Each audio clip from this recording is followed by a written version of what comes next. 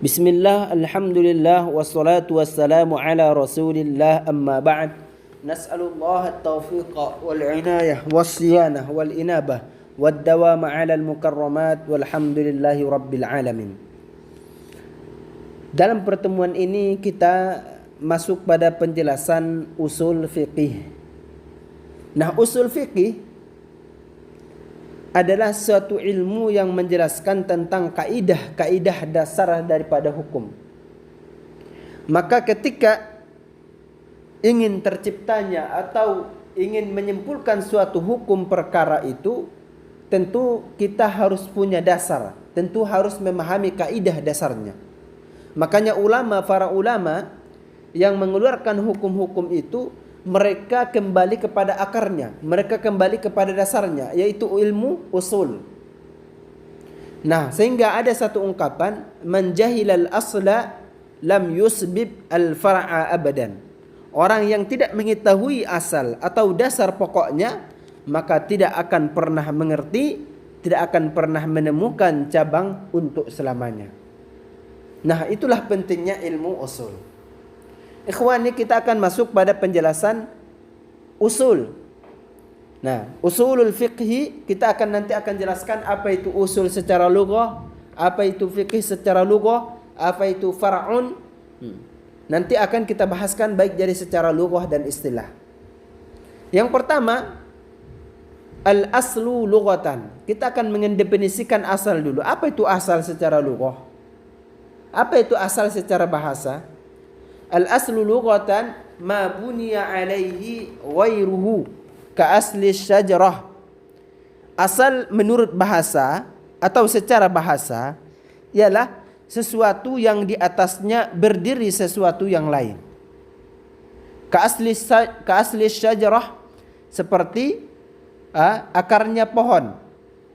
Seperti akarnya pohon, asasihi. Akarnya. Wa aslu syajarati ay tarafiha as-sabitu fil ardi.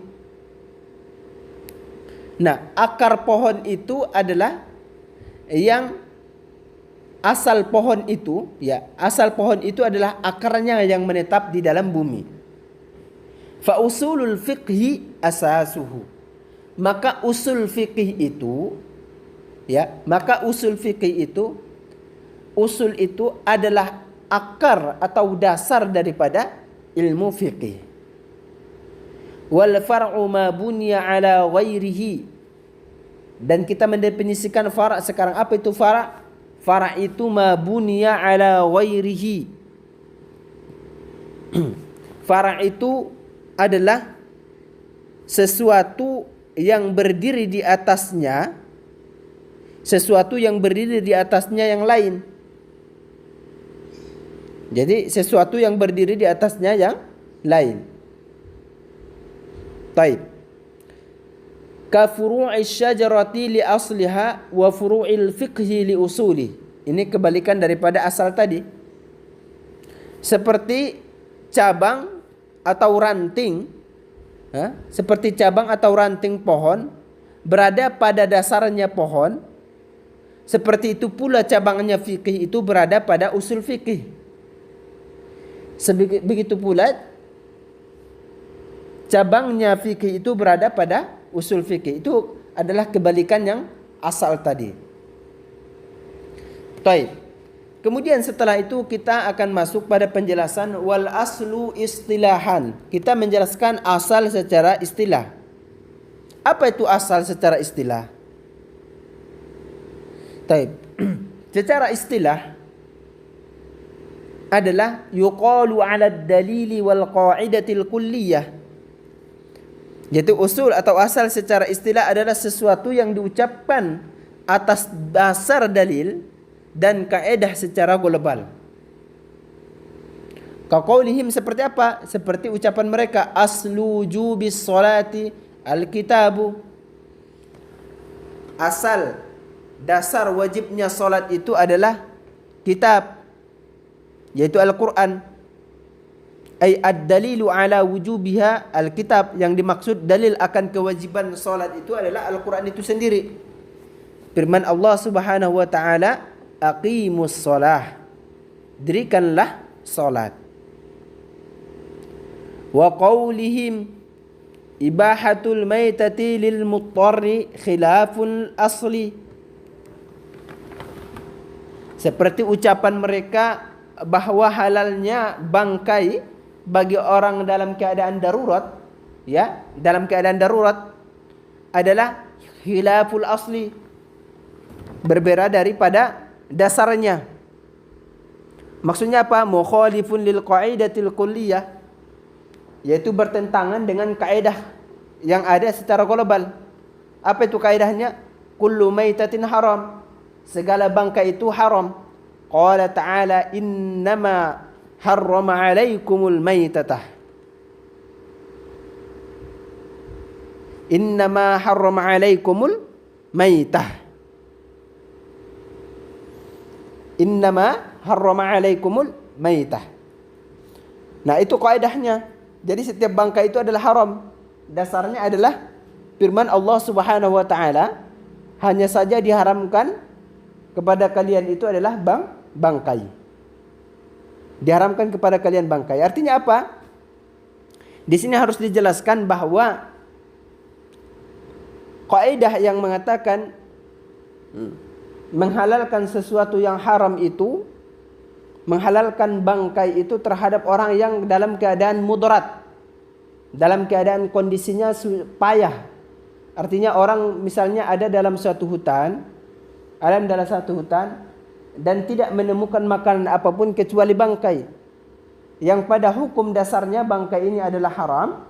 Lalu kemudian pada kondisi darurat ini, dia bangkai itu yang tadinya haram, maka akan boleh menjadi boleh dimakan seukuran kebutuhannya,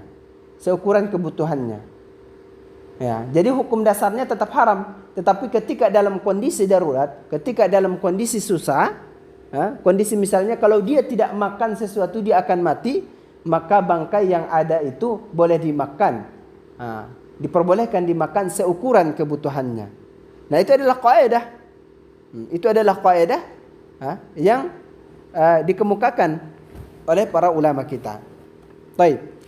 Kemudian setelah itu kita sudah mengetahui usul secara lughah, secara bahasa, sudah mengetahui far', dan juga kita sudah mengetahui asal secara istilah dan juga contohnya. Maka sekarang kita akan mendefinisikan usulul fiqhi. Apa itu usul fiqhi? Usul fiqhi itu adalah dalilul fiqhi ala sabilil ijmali ka qaulihim mutlaqil amri lil wujubi wa mutlaqun nahyi ka qaulihim mutlaqul amri lil wujubi wa mutlaqun nahyi lit tahrim wa mutlaqu fi'lin nabi sallallahu alaihi wasallam wa mutlaqul ijma'i wa mutlaqu al-qiyasi hijajun. Nah, usulul fiqh itu atau usul fiqh itu adalah dalil hukum fiqh yang dibuat secara global. Contoh, mutlaqul amri lil wujub. Mutlaknya suatu perintah itu adalah wajib. Jadi ketika itlaq atau mutlaknya suatu perintah itu adalah wajib. Wa mutlaqun nahyi, dan mutlaknya suatu larangan itu adalah haram. Artinya ketika ada secara itlaq perintah, maka itu wajib. Ketika ada secara itlaq larangan, maka itu haram. Wa mutlaqu fi'lin nabi, dan mutlaknya perbuatan Nabi sallallahu alaihi wasallam, dan mutlaknya ijma' dan mutlaknya qiyas adalah suatu hujjah atau dalil. Nanti akan dibahas apa itu ijma', apa itu qiyas di bab selanjutnya. Nah, seperti itu. Kemudian setelah kita mengetahui definisi usul fiqih, kita sekarang akan memasuki mendefinisikan fikih. Apa itu fikih? Fikih secara lughah adalah al-fahmu, yaitu pemahaman. Fikih secara lughah, secara bahasa adalah al-fahmu, pemahaman. Faqahtu kalamaka, saya memahami ucapanmu. Fahimtuhu, saya memahaminya. Wastilahan, dan menurut istilah, Apa itu fikih menurut istilah? Al-ilmu bil ahkami syar'iyyati allati tariquhal ijtihadu. Yaitu ilmu mengetahui, ya, ilmu yang mempelajari hukum-hukum syara' atau hukum-hukum syar'i yang dihasilkan dari ijtihad. Yang dihasilkan dari ijtihad. Kal ilmi bi anna an-niyata fil wudu'i wajibah. Seperti ilmu bahwa niat di dalam berwudu itu adalah wajib. Baik, kita ulangi. Fikih secara istilah adalah ilmu yang mempelajari hukum-hukum syar'i yang dihasilkan dari ijtihad. Apa itu ijtihad? Yaitu menggali hukum, ya, menggali hukum dari nas-nas, baik jadi Al-Quran atau hadis Nabi SAW. Itu ijtihad. Nah, seperti apa? Seperti ilmu bahwa niat dalam berwudu itu adalah wajib. Wa nahwi zalika minal masailil ijtihadiyah. Dan seperti contoh-contoh seperti itu atau contoh-contoh yang lain daripada masalah-masalah yang ijtihad, yang sifatnya ijtihadi. Apa itu ijtihad tadi? Sudah kita jelaskan. Ijtihad itu adalah menggali hukum dari nas Al-Quran maupun hadis Rasulullah sallallahu alaihi wasallam. Qala an-nabiy sallallahu alaihi wasallam, innamal a'malu binniyat. Nabi sallallahu alaihi wasallam bersabda, sesungguhnya segala amal pekerjaan itu harus dengan niat. Rawahul Bukhari wa Muslim, diriwayatkan oleh Imam Bukhari wa Muslim. Wal wudu'u minal a'mal, sedangkan wudu itu termasuk daripada pekerjaan. Maka karena dia wudu itu termasuk pekerjaan, maka ia butuh niat. Bi khilafil ilmi bil ahkami syar'iyyati allati laisa tariquha al ijtihad. Berbeda dengan ilmu atau hukum-hukum syara' yang bukan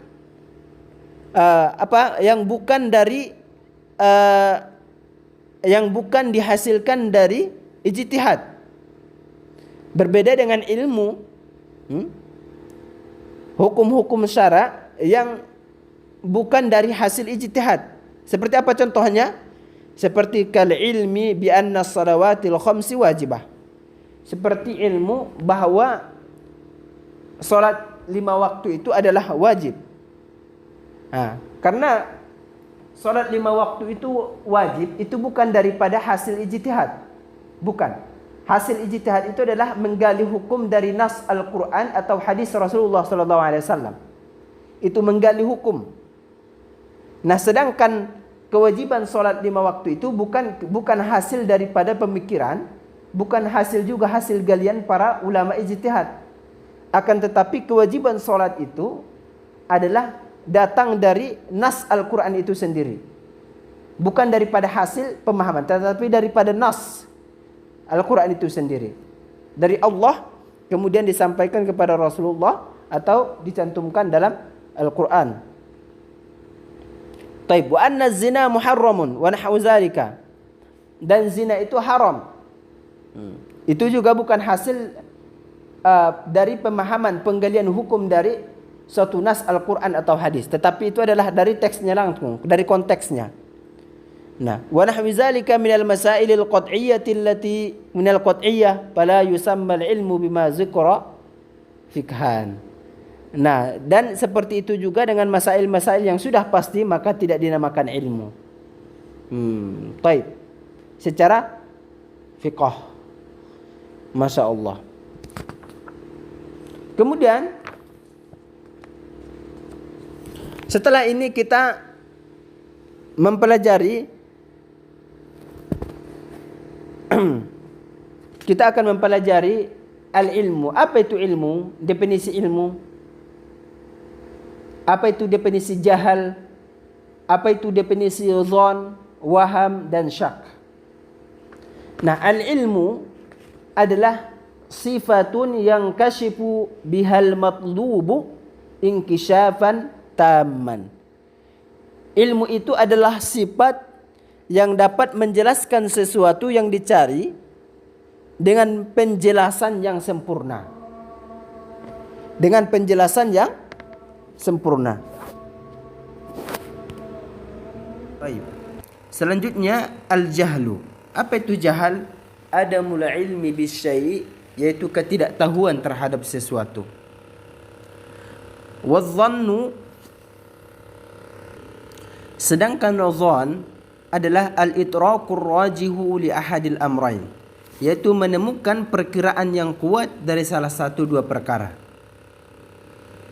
Wal wahmu, adapun waham adalah al-itraqul marjuhu li ahadil amrain, yaitu menemukan perkiraan yang lemah dari salah satu dua perkara. Itu namanya waham. Yang ketiga adalah asyak. Apa itu syak? Syak itu al-itraqul mustawi bainal amrain, yaitu menemukan perkiraan yang sama dari dua perkara. Nah, itu namanya syak. Nah, contohnya apa? Fataraddudu fi qiyami Zaidin wa nafyihi 'ala sawa syakkun. Seperti keraguan atau memperkirakan si Zaid berdiri atau tidak itu sama. Jadi perkiraan berdiri atau tidak itu sama, ya. Keraguan apakah si Zaid itu berdiri atau tidak itu persenannya sama, maka dinamakan syak. Atau disebut sebagai syak.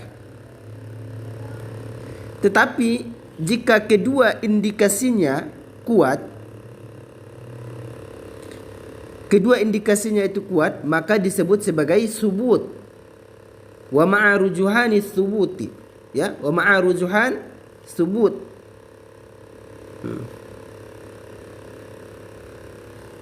Jadi ketika indikasi keduanya itu kuat, maka disebutkan sebagai subut.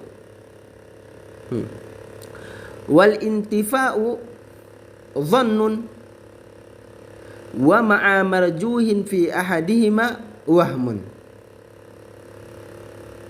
Dan jika salah satu indikasinya itu kuat, maka disebut dhann. Maka jika salah satu indikasinya kuat, maka disebut dhann. Wa ma'a marjuhin fi ahadihima wahmun. Namun jika salah satu itu lemah, maka disebut sebagai waham.